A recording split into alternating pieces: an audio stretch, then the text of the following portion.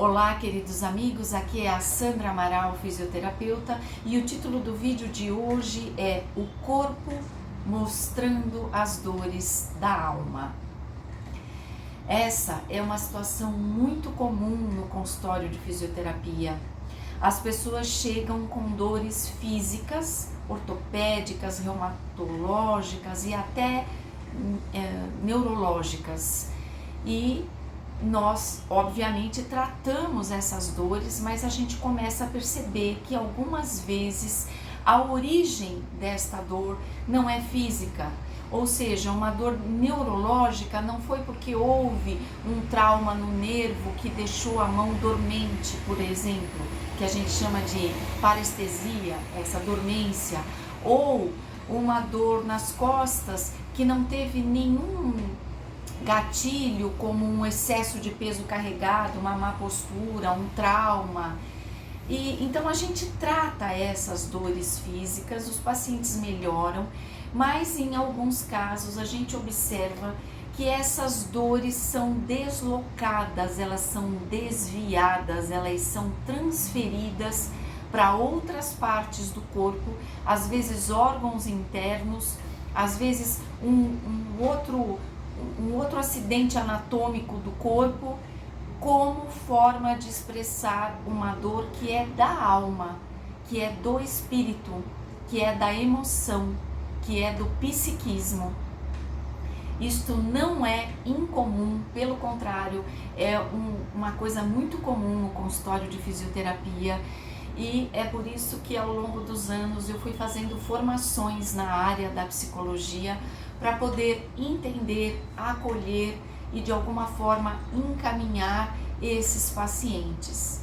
Então eu tenho aqui muitos casos, mas hoje especificamente estou me lembrando de 2 casos que aconteceram aí, acho que já há mais de 5 ou 6 anos. Um deles era de uma senhora de 62 anos que tinha acabado de aposentar.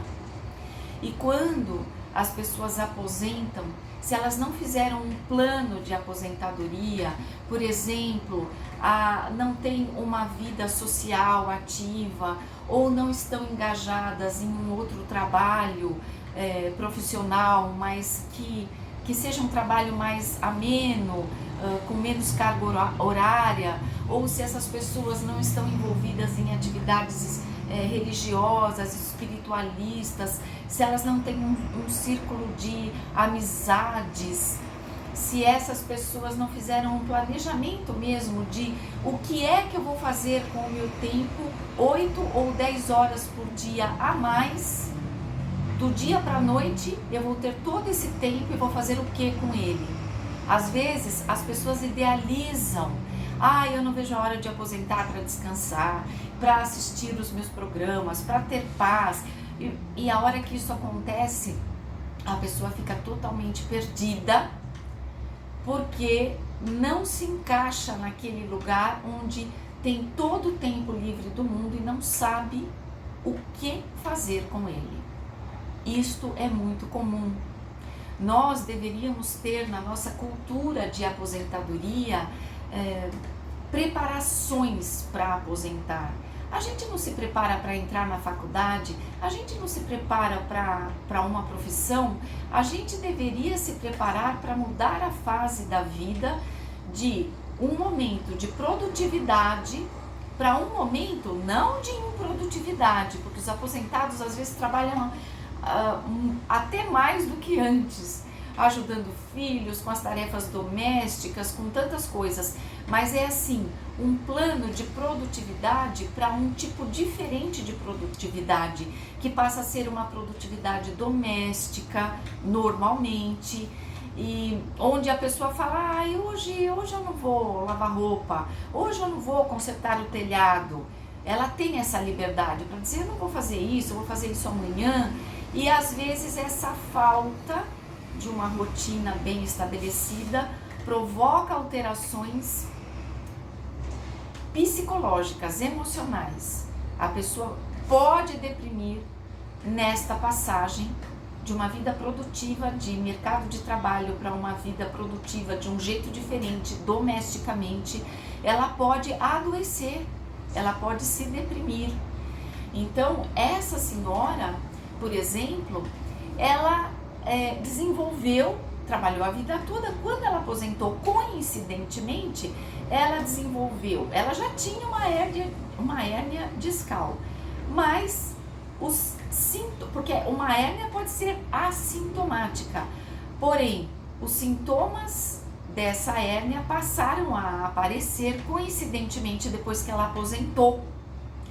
Então ela começou a ter muitas dores nas costas, mas a gente também, investigando, descobriu que ela estava dormindo de uma forma muito errada, de lado, toda torta. E você diz assim, Sandra, mas eu dormi assim a minha vida toda. Pois é, só que agora com um corpo mais envelhecido, com menos massa muscular, com articulações mais enrijecidas.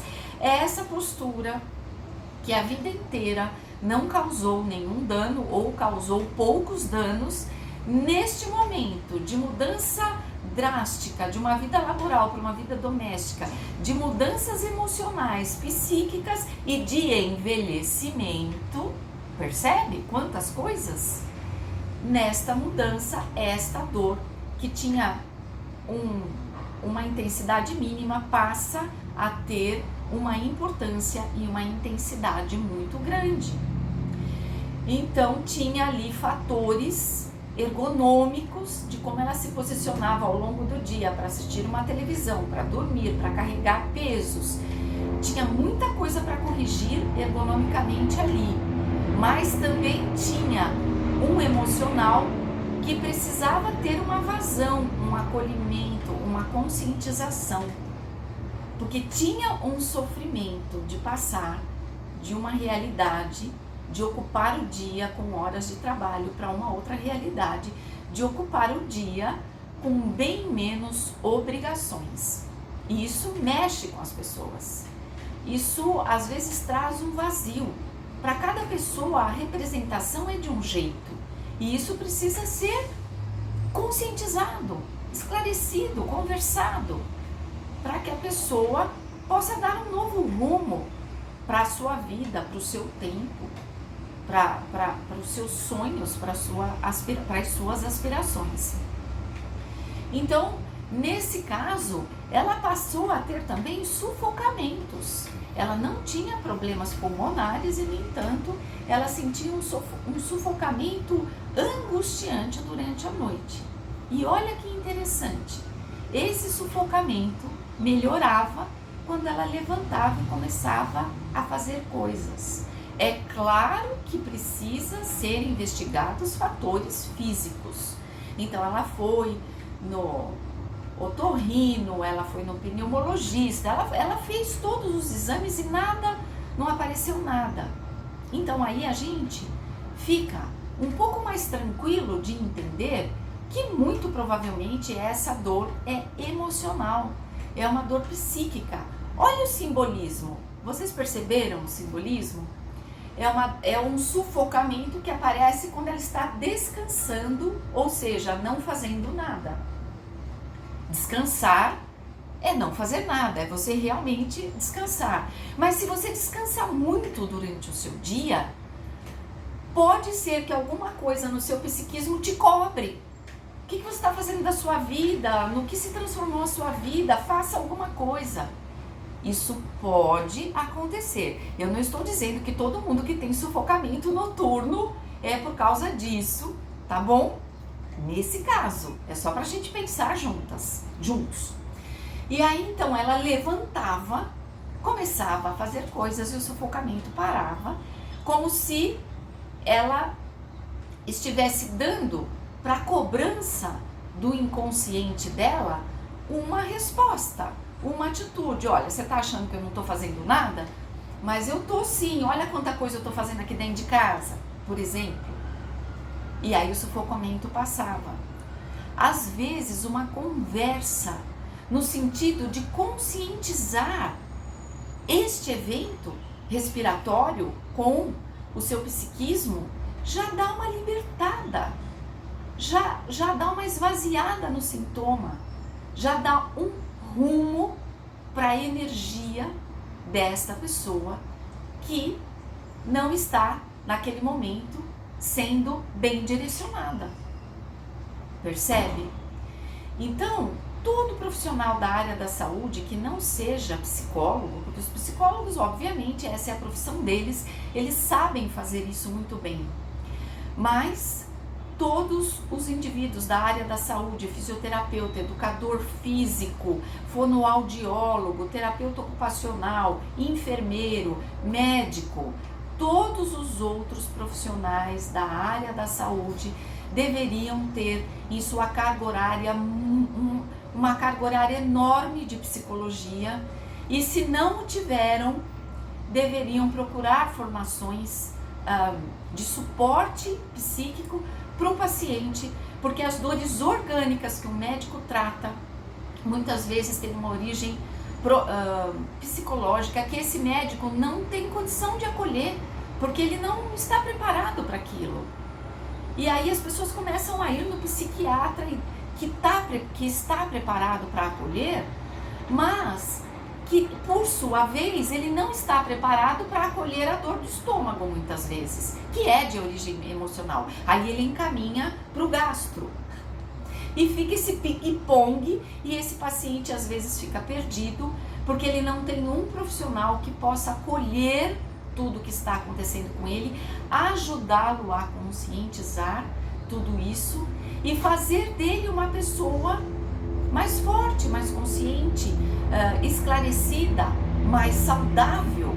Muitas vezes aqui no consultório, tratando dores físicas, a pessoa melhora do emocional, porque às vezes ela nem conscientiza qual era a questão emocional, mas o corpo, estando bem, a faz sentir-se tão bem que o emocional também se equilibra e ela mesma consegue lidar com seus conflitos emocionais de uma forma mais assertiva, mais positiva, não é?